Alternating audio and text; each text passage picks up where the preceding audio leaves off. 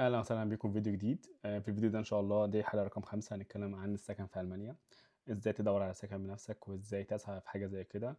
والسؤال اللي هساله لنفسي انا هسكن فين اول ما اوصل. ده كان سؤال انا سالته لنفسي لما كنت لسه في مصر.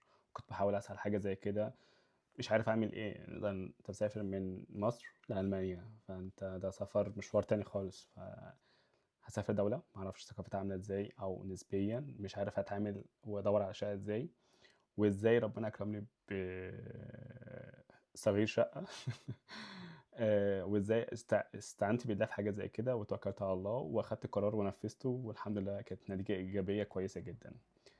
أنا هنا جاي أديك معلومة عامة. لو أنت شخص معتمد على الله فقط واخد بالأسباب وعامل اللي عليك وماشي في الطريق لوحدك مع نفسك كده، فاستعن بالله يا صاحبي، ونشوفك إن شاء الله في الفيديو ده. فيديو اللي انا هتكلم فيه ان شاء الله اول شهر بيبقى عامل ازاي، وانت هتيجي ازاي وتسكن وانت مش عارف النظام السكن عامل ازاي. فانت لو جاي على معادله، وزي ما مثلا انا جيت مثلا تجربتي والدنيا تايهه في بعضها، مش هتعرف تعمل حاجه. فانت من حقك ان الشخص اللي انت بتتواصل معاه في المستشفى او المؤسسه اللي هي بتعمل لك المعادله، انك تقول له انا مش هعرف هلاقي اول فتره، وهو هيسعى جاهدا ان هو يجيب لك حتى ولو حاجه اسمها فيجي تيما، يعني غرفه مشتركه مع ناس مشتركين في نفس الشقه. فغرفه هي بيرسونال، هي حاجه شخصيه للغرفه نفسها. ليه الغرفه شخصيه؟ لان الغرفه مساحتها مش هتزيد عن 15 16 متر مربع، فلكل شخص 12 متر مربع، ده القانون في المانيا. فهي بتبقى غرفة واحدة للشخص الواحد نفسه. بس ممكن تلاقي المطبخ مشترك، الحمام مشترك. كم واحد في غرفة، كم واحد في الشقة؟ ممكن يوصل 3، ممكن يوصل 4، ممكن يوصل 5، على حسب مساحة الشقة الكلية كاملة. دي بتختلف على حاجات كتير. طبعا هنتكلم في انواع الشقق في المانيا وازاي تدور على شقه. ده في حاله لو انت عايز تسعى في انك تسعى لشقه واسعه لنفسك انت من اول ما تيجي المانيا تكون جاهز ان شاء الله.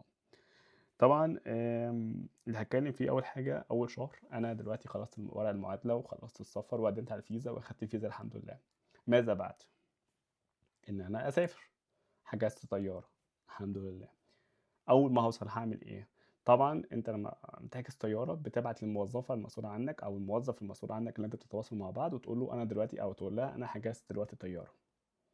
فانا دلوقتي عشان انا جاي ثقافه، اكتب كده في الايميل. انت طبعا انت بتتواصل معظمهم ايميلات، فانت بتكتب في الايميل انا عشان جاي اول مره ومش عارف ان السيستم عامل ازاي وازاي ادور على الشقه، والموضوع عندي تايه شويه ومعقد، فانا خايف الاقي نفسي نايم في الشارع، فعايز حل. فتقترح عليها، او هي هتكلمك او هو هيكلمك، او هيكلمك. انا متاح عندي مثلا شقه مشتركه فيها غرفتين مثلا، فانت تاخد غرفه وشخص تاني هياخد غرفه تانية، وتظبط امورك وتعيش مؤقتا في اول فتره لحد ما تستقر وتقف على رجليك وتعمل حاجه زي كده. ده اللي حصل معايا شخصيا. لما انا كنت لسه في مصر، وببعت للموظفه وكانت موظفه هي، وبعت لها ايميل وقلت لها انا هوصل ان شاء الله يوم جمعه. على ما انزل من المطار وانزل من الطياره، انا كنت مسافر خميس بالليل، سوري 4 بالليل صباح خميس. فهوصل يوم الخميس فرانكفورت الساعة تقريبا 12 الظهر، وحاجز قطر حوالي الساعة 1 هوصل المدينة اللي أنا راح أسكن فيها على الساعة 3 4 العصر، حاجة زي كده. فهي راحت قالت لي حاجة غريبة، قالت لي احنا في الموظفين احنا بنخلص الساعة 3 ونص 4، حاجة زي كده. فانت كده هتلاقي المكان اللي اروح امضي عليه عشان اخد مفتاح الشقة او مفتاح الغرفة اللي انا اسكن فيها هيقفل، والموظفة عايزة تروح هي كمان. فقالت لي انا كده مش هقدر اجي اخدك من المحطة. قلت لها بس انا ما اعرفش حاجة في السيستم، انا ما اعرفش حاجة في النظام، انا هدور على شقة زي انام في الشارع يعني اول يوم؟ يبقى انا جاي معادلة ومش عارف او اجي انام في الشارع. فقالت لي هشوف لك حل. فبعد يومين بعتت لي ايميل رسمي وقالت لي احنا الحمد لله لقينا لك شقه. هي عباره عن غرفه مشتركه داخل شقه، الشقه عباره عن 3 غرف وحمام ومطبخ وصاله طبعا. فقلت لها تمام. قالت لي عشان احنا كنا ايام كورونا الكلام ده، فقالت لي عشان انت هتيجي فانا هاجي اخدك من محطه القطر بعربيتها وعربيه الشغل. وفعلا اخدتني من محطه القطر ودتني للشركه اللي همضي عليها. ده كله الشركه فتحت فضلت مستنياني والموظفه فضلت مستنياني. يعني تاخدني من محطة القطر وبعد كده توديني الشركة اللي أنا همضي عليها عشان أستلم عقد إيجار الغرفة. وهي مسؤولياتي داخل الغرفة لأن أنا كنت أول شخص في الشقة، فبيبقى أول شخص ده بيبقى عنده مسؤوليات أكتر من أي حد تاني ساكن في الشقة. وطبعًا بتعرّفني الشروط، ومضيت على كمية ورق في حياتي، وكان أغرب سؤال اتسألته في حياتي في اليوم ده هل أنت عازب والّا متزوج؟ وهل أنت مخلّف والّا لسه ما خلّفتش؟ فطبعًا أنا جاوبت عازب، فراحت سألاني السؤال التاني أنت عندك خلّفت والّا لسه؟ فكان الإجابة بالنفي طبعًا، بس هي كانت لسه الصدمة الأولى يعني فكنا لسه في شهر 5 كنا تقريبًا يوم 20/5 فكان كل حاجة فيها صعبة، فقُلت لها قالت لي امضي على الورق اللي هو له علاقة بالتأمين الصحي، وبعد كده هنتكلم إن شاء الله في التفاصيل اللي بعد كده، ماذا بعد أول يوم ليك في ألمانيا، ومضيت على كمية ورق فوق أكتر من 30 ورقة تقريبًا مضيت عليهم مش قادر والله ما كنتش شايف خالص أمضي، أمضي، أمضي وبعد كده باراجع بعدين، وراجعتهم بعد أسبوع الحمد لله وكله تمام يعني. بس من باب الثقة يعني لو ما كنتش أعرفها وما كنتش أعرف أصلًا إن أنا ممكن في يوم من الأيام إن أنا الورق ده أحتفظ بيه وبامضي عليه بعد أسبوع، يعني ما حدش هيراجع ورايا، بس لازم يتمضي عليه يعني. فأنا عشان أنا واثق في الموظفة ديّة وحد كان ساعدني في حاجات كتير أوي، فمضيت عليها والورق كله يعني والأمور كانت تمام. آمم، أول حاجة وصلت الشقة الحمد لله كان يوم خميس نمت، صحيت تاني يوم الجمعة. طبعًا أنا كنت عندنا قانون ساعتها في ألمانيا إن أنت بتقعد حوالي أسبوع 10 أيام حجر منزلي، بتقعد في البيت ما بتخرجش، فكانوا هُم سمحوا لي ساعتين بس أخرج برّه البيت أروح أقرب سوبر ماركت أجيب حاجات تقضيني لمدة أسبوع 10 أيام. فجِبت حاجات من السوبر ماركت تقضيني أسبوع مش عارف أطبخ يعني أنا في شقة لوحدي، النت ما اشتغلش، قعدت أسبوع النت مش شغال عندي، مش عارف أكلم حد، لإن كان مشكلة في السلك نفسه وما كنتش أفهم في الراوتر بتاع الألمانيا الراوتر مختلف عن بتاع مصر، في حاجات في systems معينة، فخُفت أبوّظ حاجة، لسه جديد بقى fresh يعني في الsystem في كل حاجة، فالتجربة نفسها كانت آآ كل حاجة جديدة، كل حاجة مخيفة نفسيًا، بس الحمد لله عدّت على خير. فأنا جاي دلوقتي أتكلم في أنواع الشقق، وإزاي بتدوّر على الشقة، وإزاي تقارنها مع مصاريفك ومرتبك، لإن أنت مش عشان لقيت شقة ده معناه إن هي تعتبر رخيصة أو تعتبر مناسبة للمرتب، يعني أنا ما آخدش شقة ب2000€ وأنا أصلًا مرتبي ما يكمّلش 2000€، فهي حاجة مش منطقية. فدي حاجة مهمة جدًا، لإن أنت ممكن تلاقي شقق حلوة بس غالية جدًا، فمحتاجين 2 موظفين في البيت زائد الأطفال برضه ينزلوا يشتغلوا برضه عشان يصرفوا على إيجار الشقة بس، فالحاجات دي مهمة جدًا.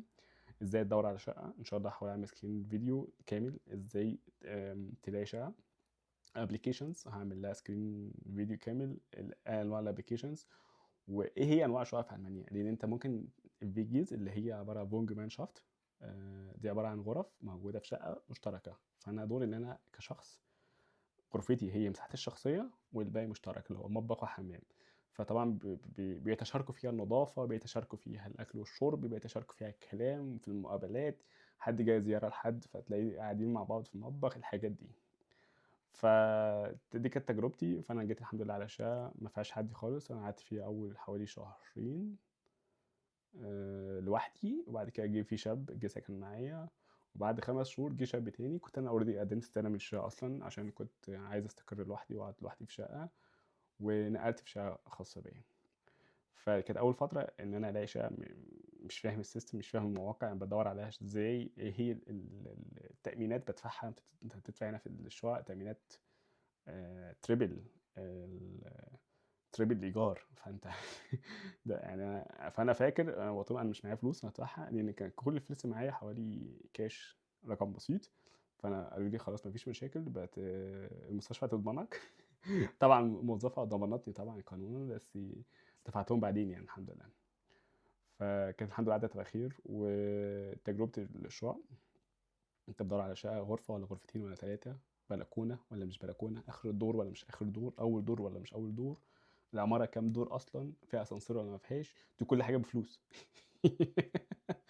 أنت المتر بيقف عليك حرفيًا السنتي بيقف عليك بفلوس، فيها كام غرفة، فيها كام بلكونة، فيها كهربا والّا ما فيهاش كهربا، أنا اللي هادفع كهربا والّا ما فيهاش، فيها مصباح والّا أنا هاركّبه بنفسي، فيها قعدة حمام والّا أنا هاجيبها بنفسي، يا لهوي! أنت الدفايات أنا اللي هادفعها والّا المؤسسة اللي هتدفعها وأنا حاسب المؤسسة نفسها، أنت الحاجات دي أنا آسف يعني معذرةً الزبالة أنا اللي هاشترك فيها بنفسي والّا الدولة والّا المؤسسة اللي أنا مأجّر منها هتدفع وأنا اللي هاحاسب المؤسسة، دي كلها إيجار الشقة نفسه اللي هي الغرفة اللي أنا مشتركة ديّة، كان ورق الإيجار نفسه فوق 17 ورقة. 17 ورقة بس ورقة لإن هي one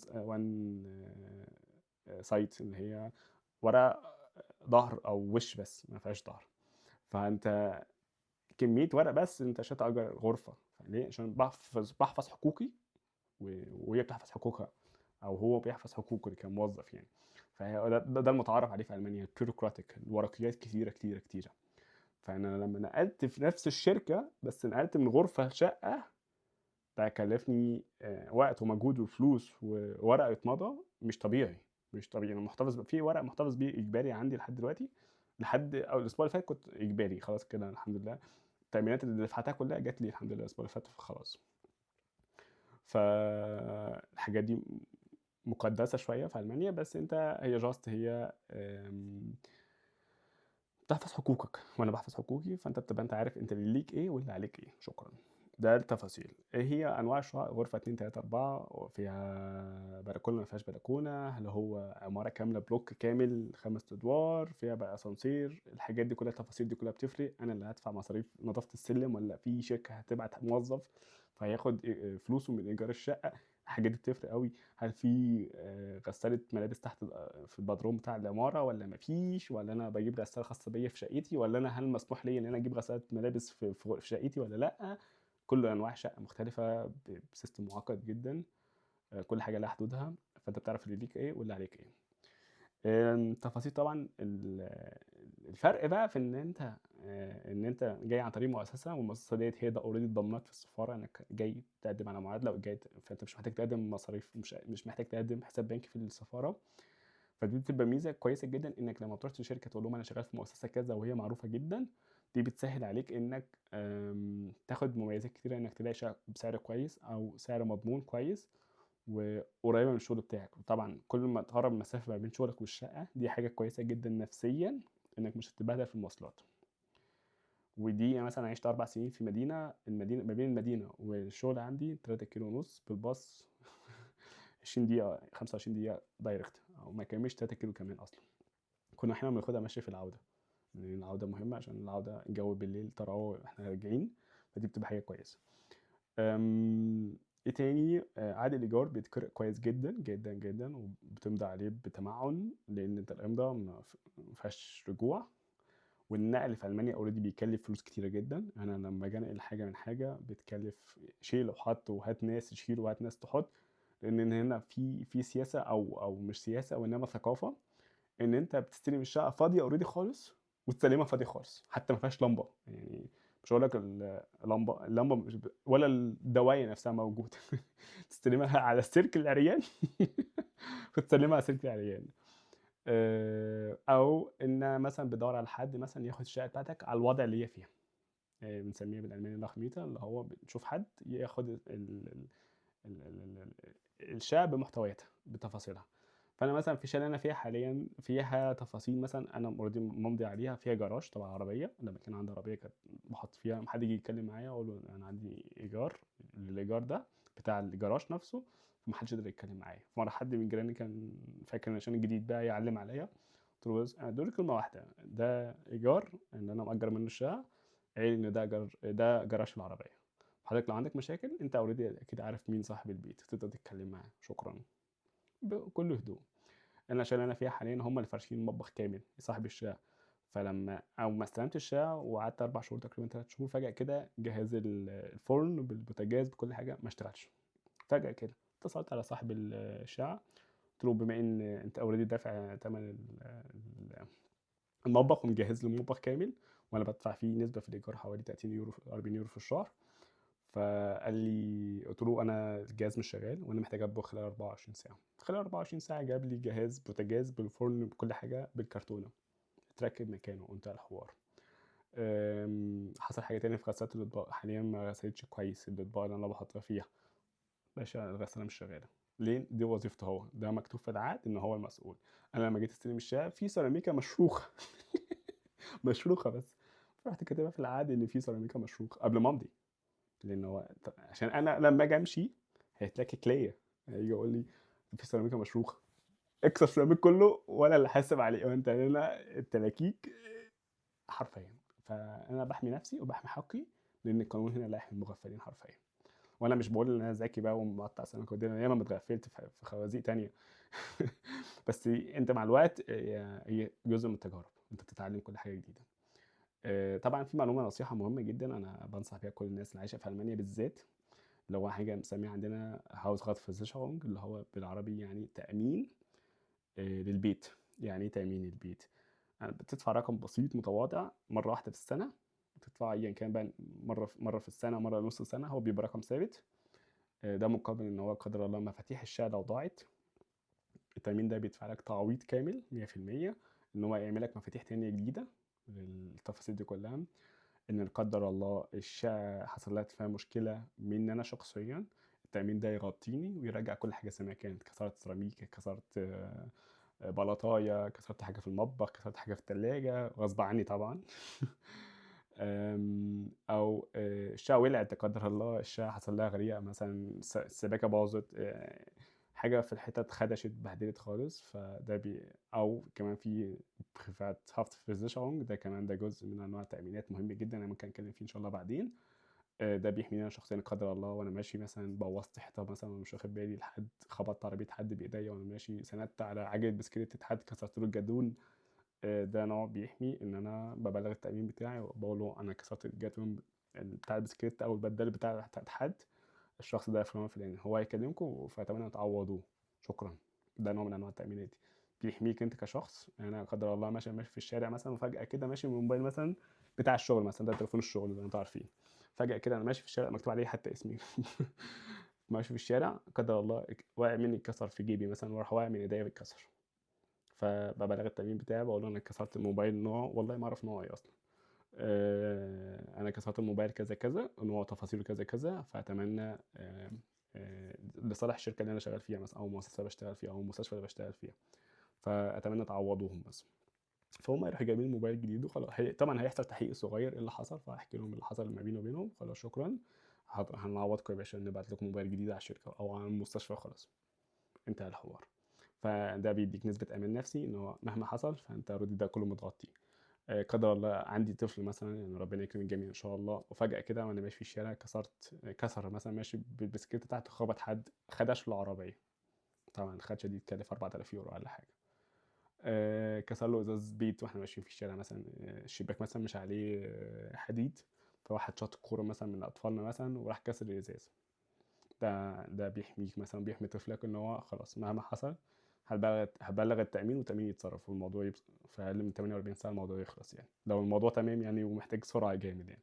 الموضوع مش محتاج سرعة جامد، ممكن يخلص في أسبوع، أسبوعين على حسب الbureaucratic والإجراءات القانونية والورقية والحاجات دي كلّها. أنا آسف إن أنا طوّلت، فده جزء من أنواع الضرايب جزء من أنواع التأمينات اللي اتكلمت فيه، بس أهم حاجة في الشقة أنت بتاخد الشقة بتبقى أنت عارف أنت ماضي على إيه، نوع الإيجار إيه، وفي نصيحة عامة آآ ما يغركش قيمة إيجار الشقة إلا لمّا تكون قريبة من شغلك أو دراستك أو قريبة من مصالحك الشخصية. نقطة تانية، ممكن تلاقي شقة مغرية بس بعيدة أو خدماتها كتيرة، كهربا بقى، نوع دفاية، فيها غالي، أو بيحصل لها فيها شِمِل كتير اللي هو فطريات من قلة التهوية، تلاقي خوازيق كتير، فأنت تبقى أنت عارف أنت بتدوّر على حاجة تناسبك. أنا كنت ساكن في مدينة ما سابقًا، المدينة ديّة لو أجرت شقة 3 غرف ببلكونة بأسانسير تدفع مثلًا فيها حوالي، يعني أنا ليّا واحد صاحبي عايش هناك قُل 500€. 500€ في المدينة اللي أنا عايش فيها حاليًا ما تجيبش غرفة مشتركة. 600€ أقل حاجة أصلًا، أنت مستوعب؟ فأنت الفرق ما بين المدن ده فرق شاسع. المدينة اللي فيها الشقة رخيصة اللي فيها 3 غرف وبلكونة وأسانسير وفيها كمان مطبخ مفروش كامل. مطبخ كامل دي يعني أنت شِلت على نفسك هَم كبير نفسيًا، فالموضوع صعب إن أنا أوصفه لك بس ده واقع. فأنت في الشقة القديمة ما شاء الله ممكن تصرف 500€ مرتاح، بس المرتبات هناك ضعيفة، المصاريف هناك صعبة شوية، بس الشقق رخيصة. تيجي هنا ال500€ دول ما يجيبوش حرفيًا غرفة مشتركة. عند صحابي يعني أنا كنت صحابي باتكلم معاهم الأسبوع اللي فات، فأقل غرفة عندهم في البيت 600 وكسر. يعني ده إيه ده غرفة مشتركة. عشان أنا رافض فكرة ثقافة الغرفة المشتركة ديّة طبقًا للتجربة السيئة اللي مريت بيها، بس ده أحيانًا ممكن يكون حل في يوم من الأيام، ما تعرفش بكرة في إيه أصلًا. ف فأنا لمّا تيجي تقارن، فأنت بتقارن مساحة، إيجار، قريبة من الشغل والّا لأ، عشان في مسافات بعيدة برضه، دي محتاجة عربية، فمصاريف عربية تانية دي قصة موال طويل. تكون قادر عليها، ما فيهاش عيوب كتيرة، ما فيش حاجة تبقى كاملة 100% عشان نكون صراحة يعني. بس انت بتحاول تشوف انسب حاجة ليك. فنشوفكم على خير ان شاء الله في فيديو جديد، وتشوف ان شاء الله ممكن اعمل او ممكن احطها في فيديو خلاص كصورة اسمها ايه، في الباك جراوند هنا وخلاص، تشوفها وتتفرج عليها بدل ما اعمل ريكورد كامل الفيديو ونطول في مدة الفيديو نفسه. نشوفكم على خير ان شاء الله. اهلا وسهلا بيكم في فيديو جديد. احنا بنسجل برضو الجزء ده لو كنا بنتكلم عن الشقق والايجارات والحاجات دي. فانا واحد لسه في مصر او وسط المانيا، وبدور على شقه، عايز استقر مع نفسي في شقه اجيب اسرتي ولا حاجه. فدي المواقع المشهوره. اول واحد على اليمين ده اللي هو على الشمال ده كلانا انسايجا، ده اي بي كلانا انسايجا. ده بيساعد عليك انك بتدور وتعمل سيرش كل شويه وتخش على الابلكيشن نفسه من جوه وتدور على الكاتيجوري. ايموس كود 24 ده مشهور جدا. طبعا يفضل انك تدفع عليه وتدفع البريميوم، تدفع مثلا 6 شهور او سنه عشان تدور على شقه تناسب ميزانيتك الماديه. فكل ما تدفع كل ما هتلاقي شقه ما دفعتش بيبقى صعب جدا انك تلاقي شقه. تمام. اللي فوق على اليمين ده هو نفسه اللي على الشمال. بعد كده ايموفيلت ده مشهور جدا، بس للاسف بيبقى احيانا بتلاقي عليه حاجات مش تمام، فتبقى تخلي بالك منه كويس. كلنا هنتسجل، احنا لسه شايفينه دلوقتي فوق على الشمال. فعندك برضه فيجي جزوخت، ده لمعظم الناس شقق او غرف مشتركه، اللي هو بدور على غرفه مشتركه جوه شقه بقى، سكن طلاب، الحاجات دي كلها بتسهل عليك. وماينشتات برضه احيانا بيساعد، بس انا مش قلتش عليه حاجه صراحه لحد دلوقتي بنفسي. دي اشهر 4 أو 5 مواقع في المانيا بتسهل عليك انك تدور على شقه بنفسك انت بدون مساعده من شركات، او انك تعرف انت عايش فين. فانت بتدور على اشهر شركات سكنيه، تقدر تبعت لهم وتقدر تشوف عندهم شقه موجوده ولا لا. ده كل التفاصيل اللي انا قدرت اساعدك بيها بما يخص الشقق. اتمنى يكون الفيديو عجبك، وما تنساش تعمل سبسكرايب. ولو في ابديتس انت محتاج تتكلم عنها عرفني وانا هتكلم عنها ان شاء الله. في رعايه الله.